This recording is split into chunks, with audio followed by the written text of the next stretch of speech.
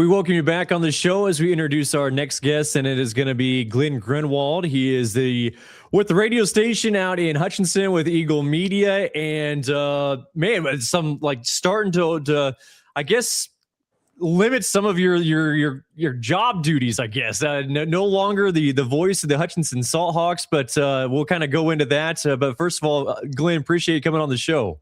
No problem. Good to see you as always, former Eagle guy as well. So, yeah, I'm still going to do a few things around here at the morning show and some things like that, help out. But we hired a really good guy to take my place, and it's just time to ride down the road. All right, so first of all, like how many years have you been calling Hutchinson games?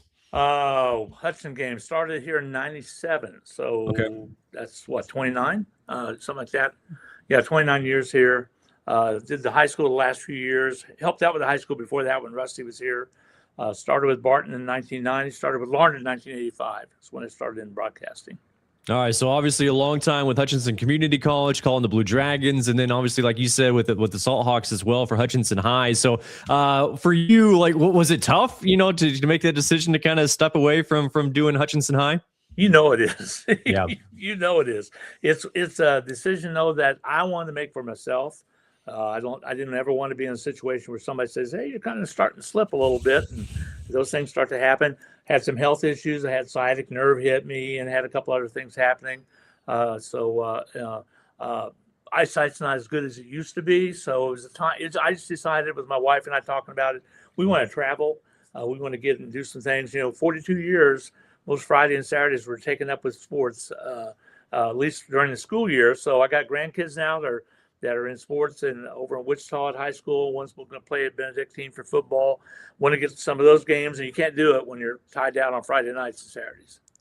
For you, like you mentioned, the late 1990s arriving to Hutchinson, like what was that like and just kind of arriving there and kind of your role at that time? Well, here's what's interesting is sports was a hobby to me. I sold pharmaceuticals for a living. I was with a company called GlaxoSmithKline and had a management position toward the end of my career with them. So I spent 30 years doing that. So I started in 85. A good friend of mine, Dennis Franz, owned the Larned station, had me get involved with that. I loved it and ended up broadcasting there. And then I got a call from Colleen O'Neill, was a station in Great Bend. They had the rights to the Barton Cougars, and it was an opportunity for me to do that. But I lived in Hutchinson the whole time. So when the opportunity came for me to be able to become the voice of the Blue Dragons for basketball specifically, that was kind of a no-brainer, and I wanted to do that. And I hated to leave Barton. I loved Barton. A lot of good friends out there. Steve Forbes, and it was the coach. He left at the same time. Ray Bouchard, all those guys out there. But it was the time for me to come to Hutch and finally have some home games, really have some home games rather than just one a year, which what I had when Barton would play Hutchinson here. So both great programs, both unique programs, both strong programs sports-wise, but it's been fun. Number one, it's been fun to have football. So I was able to get a national championship in football here and was able to get a national championship in 2017. You know what that's like. It's a special time to be able to do that. So it was a good career. I've had a good career last 10 years. I've had Broadcaster of the Year awards from various different organizations, and it's just a time for me to step down. All right, let's go through this career. I want to ask some questions as a fellow broadcaster and like just kind of things that go throughout your career.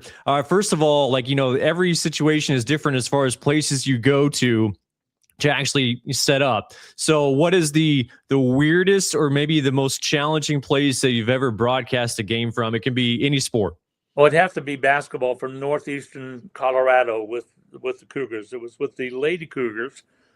Jerry McCarty was the coach, and we played in the Quonset building out there. I think they have a nice new facility now, or fairly new anyway.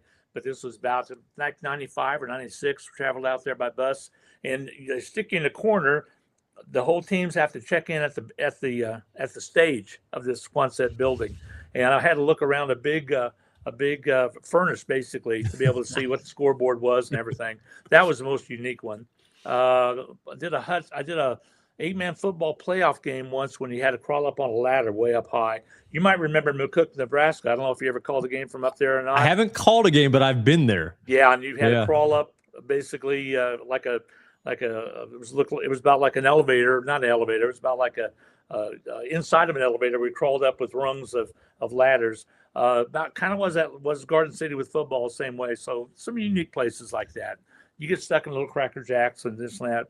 Not as nice as Barton's, not as nice as Hutch, but you did what you had to do. Did you ever have in any part of your career a catchphrase that you liked for a specific sport or a specific moment?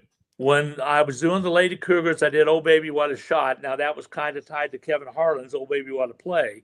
I think he got it from me. Is where I think he got it. There you go. I think so too. I know Kevin well, but we had T-shirts made up on the back that said "Oh Baby What a Shot," and because that's what I call when they made a last-second shot that got them into the national tournament and things like that. So that was one I had. Not really. Just some people say "Wow" and do all. I never really did have a catchphrase that I did. I wasn't cutesy like that. No, I like it. All right, so let's go high school level. Some of the top athletes that you've seen, just as far as, man, they're pure talents that either in high school or went on to the next level. Well, some pure talents was both girls and guys. Larned High School, when Greg Cartwright was the head coach there, had some phenomenal teams. Some of the Crosby girls, some other ones that went on to play four-year schools. Kinder Garst was one out of southeast of Saline that was outstanding. Her and Tammy Mann, both of these are deceased now. Both cancer got them both, but they were great girls when I was there. And then, of course, as well as seeing some really good girls play for Hutch High throughout the years, as well as for the Blue Dragons. So Hutch High wise, I'd have to say the premier kid from Great Bend is one of the better players that I've ever seen. All right. So for you, I mean, you look at, like what you enjoy the most of broadcasting, like what was it? Was it the preparation? Was it, the action, being in the middle of the action, or just being a part of it all? Like what stood out for you? I probably didn't prep as good as broadcasters like you and like Rusty and like Sean Boston's here now, took my place with Blue Dragons.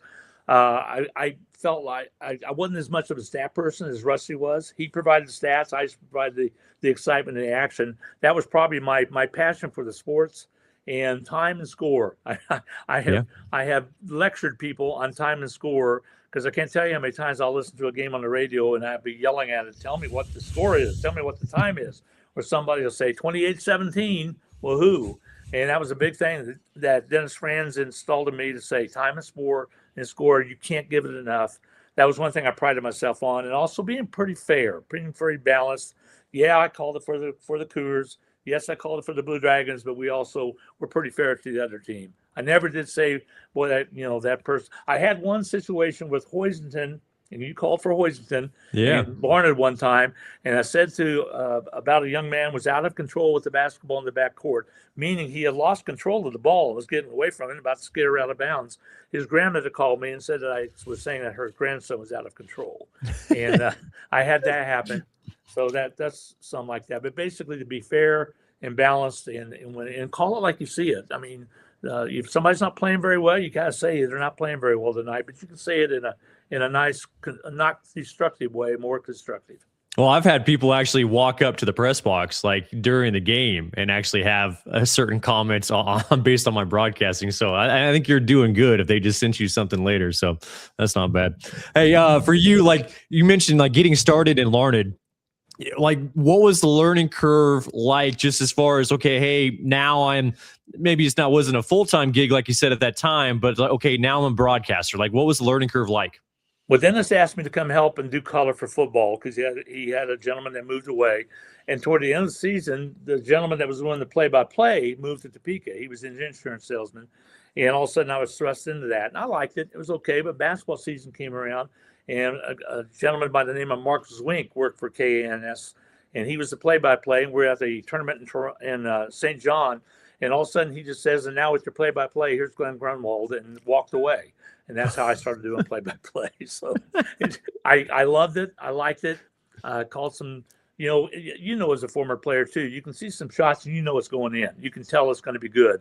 And if it misses or barely misses, you can say that just barely missed or came off wrong. I had a tendency to be able to really tell when a long shot had a good shot of going in, and that kind of gave me some positive vibes to say, hey, you know what, you can do this. So I started working at it.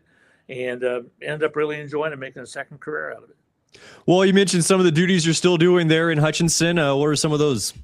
Well, we have an early morning show that is on the AM side on KWBW. It's very well known.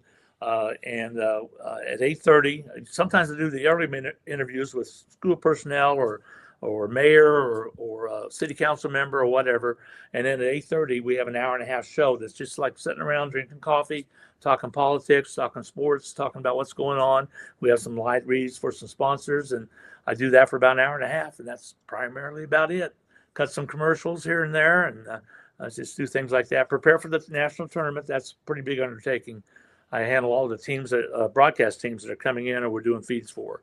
And that's some of the things I do. And other than that, my wife and I have been doing some traveling, which we weren't able to do before. Just got back from a cruise to the Great Lakes. We enjoy that. And just trying to kind of kick back and enjoy some grandkids, kids, sports games that are going on, things like that. You like that production side of things because you mentioned, like you've been doing it for a number of years for the national tournament for the NJCAA there in Hutchinson, but also, now here the last couple of years with the Kansas Shrine Bowl with the radio broadcast as well. You like that side of it? Yeah, I really did. It was kind of like fun to not necessarily be on air type of thing. Now with the national tournament, I'm going to try to do a game a day type of thing. But you were the lone broadcaster there for Barton when they won it a couple of years ago. It'll wear you out after a few, and we do those all 23 games we broadcast here locally. And I have to line up the broadcasters for that, but also coordinate who's going to set where for what games, what stations we're feeding for the NJCAA. And I like that part of it. The Shrine Bowl is a wonderful program, and we really have been lucky for them to approach Eagle and say, hey, would you guys put this on all your stations? And we've done that this last 2 years and had a lot of fun. Jarrell Wellbrock out of Hayes, Sean Boston this year. Anthony Georges, who just took my place here in Hutchinson, was on the sideline. That's a unique program, and I really enjoyed being the kind of the producer of that, doing the countdown, getting all the commercials in, making sure we're doing all that kind of stuff. A little bit different side of broadcasting. Yeah. Well, hey, Glenn, I know we're going to be hearing you plenty on Hutchinson Radio, and I just mentioned it on the tournament as well, but a heck of a play-by-play career, man. Well, I appreciate it very much. I want to thank you for the opportunity to come on your show. You're doing a great job getting sports chatter out there and let folks know a little bit about what's going on in the state of Kansas sports-wise, especially at the high school level. That's Glen Grunwald with Hutchinson Radio. We'll have more of the show right after this. So long, everybody.